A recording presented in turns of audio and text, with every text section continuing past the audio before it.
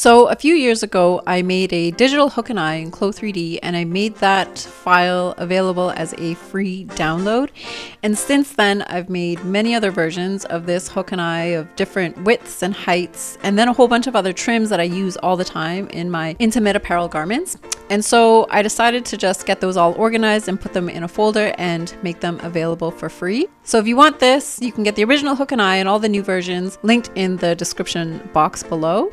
And if you're also interested, I'm currently developing a new course, Clo 3D Advanced Intimate Apparel, Drafting and Constructing an Underwire Bra. So if you're interested in that course, go ahead and download these free files and make sure you also sign up for my email list so you can find out more information as to when it's coming out. My goal is to get it out by December of this year.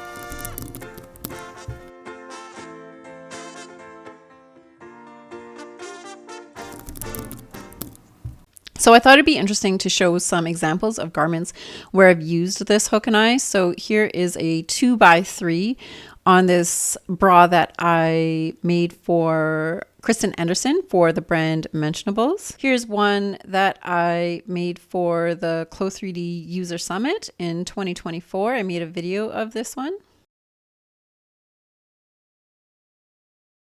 Here's one that I made as a client project this year, so for Change Lingerie. In the files, I also give you the ZPRJ files, so you can modify them as you see fit. So you can see here, I've added the logo to the hook and eye here. And so here was the example bra that I showed in the first video that I made about this.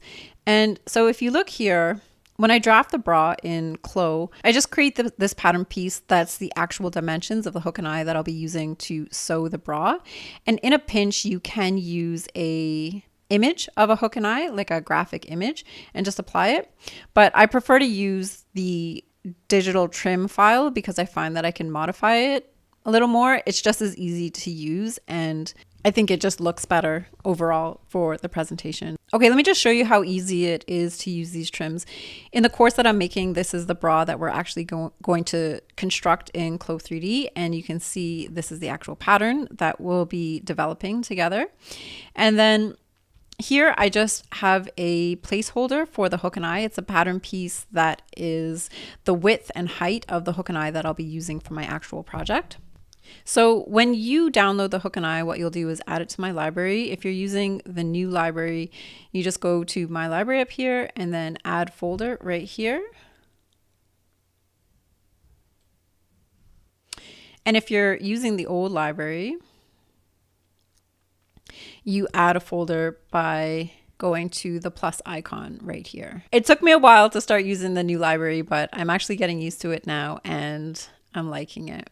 Okay, so in your library, you'll go to My Library and then you'll go to Add a New Folder right here. Make sure you have the file unzipped when you download it, and then you can just add the free trim library and then select folder, and then so you can see it's here. So you'll have projects and trim. So under projects, actually let me open this in a new fresh file. So for example, if I open this 2x3 hook and eye, it's going to open as a project here in Clo. So here it is, and you can modify it. So these are the files that you can modify if you need to add, like if you want to change how the top stitching looks, or if you want to add a logo or something, you could do it in this file. But if you just want to change the color, or if you want to change these metal bits to be plastic, I'll show you how to do that with the trim file. Okay, so for this project, I want to use the trim file, and I'm going to use the 3x3 hook and eye. I'm just going to double click it and it will add to my library it's been added right here. So when I have that selected, I'm going to drag it into my 3D window, and then I'm going to let it be at the 0, position. I'm going to select open, because sometimes when you pull in trims into Clo, they end up in some random space. So when you put 0, you know they're at the center bottom of the screen. So we're going to just have them open there, and then we always know where they are. And then once you do that, you can use this glue bottle here. So select the glue bottle. So wherever I select the trim with my cursor, that's where the trim will be glued to the pattern piece. So I'm going to bring it onto the pattern piece, and you get this shadow, and in the 2D window you get this yellow cross to show you exactly where the trim is glued. And that's also where the rotation will occur. So we need it to look like this, and then like this. And then it's too gigantic, so we need to rescale it. So we're going to use the little scale box right here. Select that.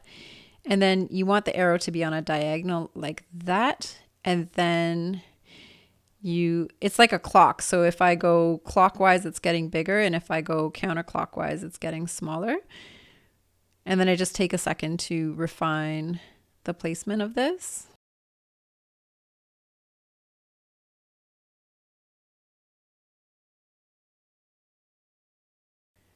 And then one nice little trick that I learned off of Ariel, who works at Chloe, is you take this pattern piece now and you can make it invisible. So I'm going to go to the fabric that's applied to it, this one here. And then, so if I turn the opacity down to 0 for this fabric, you can see it now becomes invisible in the 3D window. So sometimes I will apply my hook and eye and the fabric piece underneath shows through a little bit. So this is a nice workaround for that. But sometimes I still want to be able to select my pattern piece in the 3D window. And if I try to select it when it's at 0% opacity, then you can't select it. So let me just move this trim out of the way for a second. And you can see if I'm trying to click where the pattern piece is, I can't click it.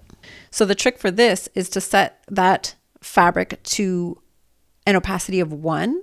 It's still invisible in the 3D window, but it's selectable. Okay, so then I'm just going to refine the placement here.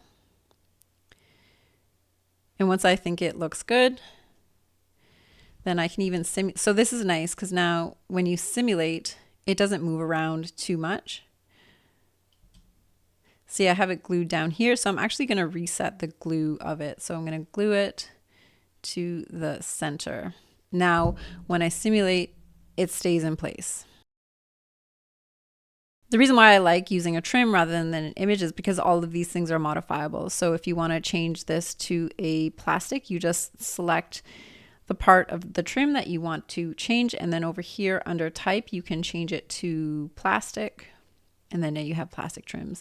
If you want to change the color of it, so if it's like a darker color, you'll just go over here to the color swatch, and then you select the color swatch right here. And you get this pop-up box, and you can make it whatever color you want.